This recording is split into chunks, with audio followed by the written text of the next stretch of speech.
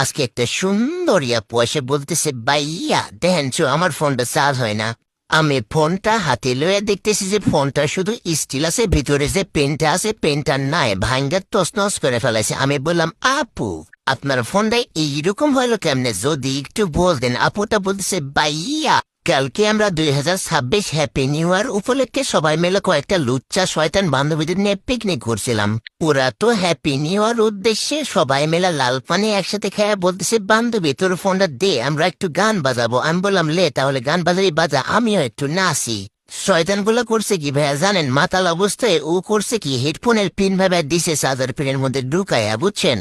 সকালে ঘুমটুম থেকে উঠে দেখতেছি আমার ফোনে একটুকু চার্জ নেই, বন্ধ হয়ে পড়ে আসে। পরে আমি চার্জে ঢুকাতে যেয়ে দেখতেছি এই অবস্থা। তখন কি আর করার, আপনার কাছে দৌড়ায় চলে আসলাম।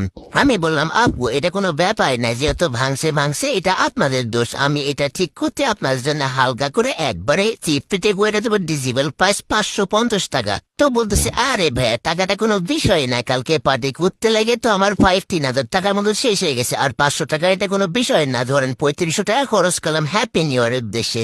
আমি আপুটারে বললাম, আপু আপনি শুধু 5 মিনিট বসেন, আমি আপুর ফোনটা সুন্দর করে খুইলা গুইসা মইসা একটু ক্যামেরাটা পরিষ্কার করে চার্জার পেন্টিং লাগায় আপুরে বললাম, আপু দেখেন তো চার্জ হচ্ছে। তো বলছে, ভাইয়া dual engine fast charging support করতেছে।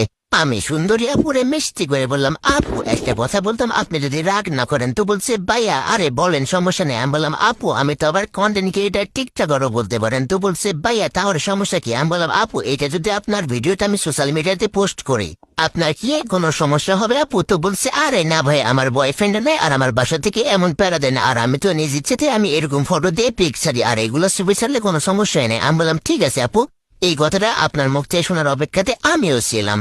আপুর কথাবার্তা শুনে আমার অনেক ভালো লাগছে, এই জন্য আপুটারে আরো 200 টাকা ডিসকাউন্ট করে 350 টাকা বিল নিয়ে চার্জার পেনটা চেঞ্জ করে